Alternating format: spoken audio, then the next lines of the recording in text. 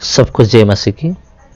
जय मसीह की मेरे प्रिय भाई और बहनों, आज की वीडियो में मैं आपको स्वागत करता हूं।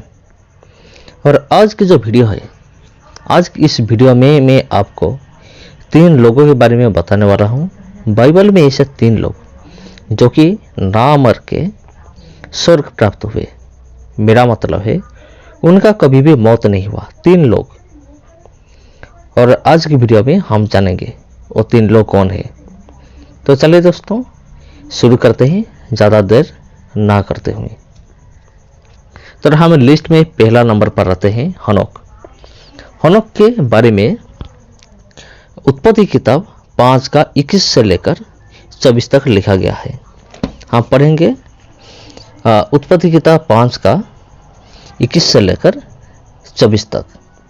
यहाँ इसी प्रकार लिखा गया है, जब हनोक 62 वर्ष का हुआ तब उससे मथुसेलह का जन्म हुआ। मथुसेलह के जन्म के पश्चात हनोक 300 वर्ष तक परमेश्वर के साथ साथ चलता रहा और उसके और भी बेटे बेटियां उत्पन्न हुए। और 23 इस प्रकार हनोक की कुल आयु 365 वर्ष की हुई। और 24 में लिखा गया, हनोक परमेश्वर के साथ साथ चलता था, फिर वह लप हो गया क्योंकि परमेश्वर ने उसे उठा लिया। और 24 तक यह सब लिखा गया है। और हम देख सकते हैं इब्रियों की किताब 11 का 5। इब्रियों की किताब 11 का 5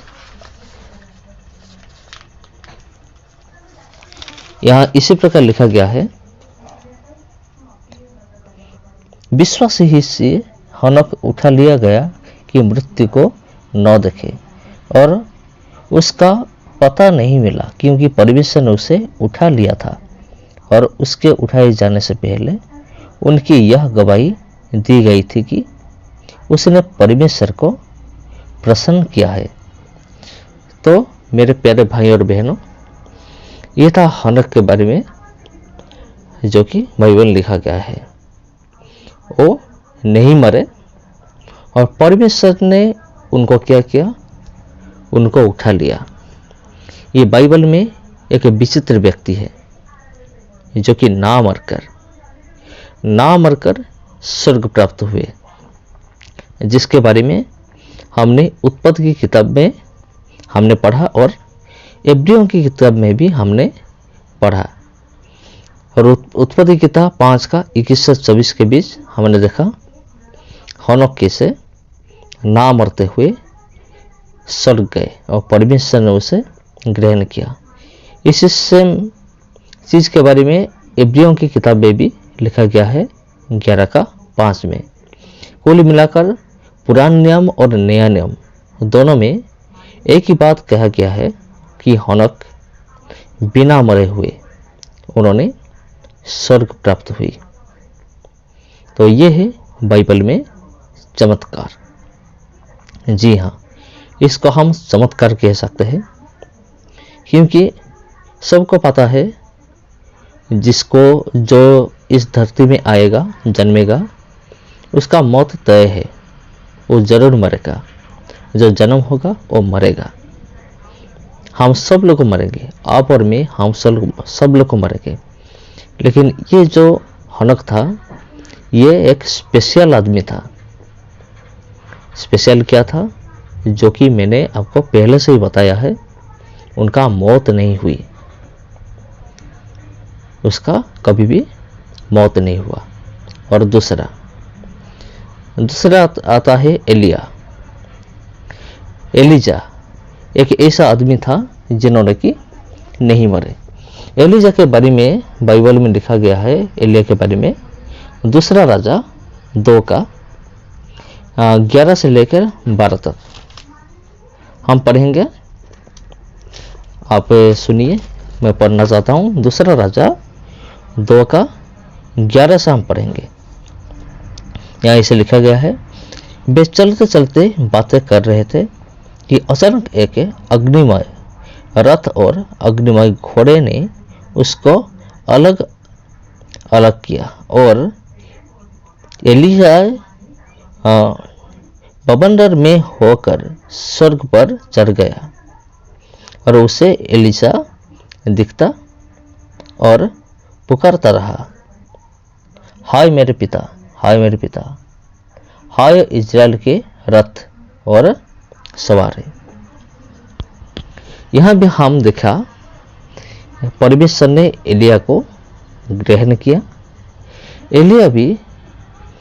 एलिजा भी उन्होंने किया, उन्होंने परमेश्वर पास गया, उन्होंने नहीं मरे, ये बाइबल में बताया गया है। वो भी हनक की तरह ना मर के स्वर्ग प्राप्त हुए। जब वो स्वर्ग प्राप्त हुए तभी एलिशा और एलिजा दोनों पास पास थे, लेकिन ऐसा हुआ आकाश से एक आग वाले रथ उतरा और घोड़े भी जो कि आग वाले घोड़ा। और एलिजा ने क्या किया, उस रथ में चढ़ गया और स्वर्ग को चला गया और ना मरते हुए। तो मेरे प्यारे भाई और बहनों, ये दोनों आदमी थे जिन्होंने ना मरते हुए उन्होंने स्वर्ग प्राप्त हुए। लेकिन ये तीसरा आदमी कौन हुए? हमने तो पढ़ा है, बहुत सारे लोग पढ़ा है बाइबल में कि हनक और एलिया दोनों ने स्वर्ग प्राप्त हुए। लेकिन ऐसे और कौन है, और कौन है जो कि बिना मरे स्वर्ग प्राप्त हुए? उसके बारे में भी हम देखेंगे। उसका नाम है मलकीसदक। उनके बारे में आप पा सकते हैं इब्रियों की किताब 6 का 19 से लेकर 20 तक। इब्रियों की किताब 6,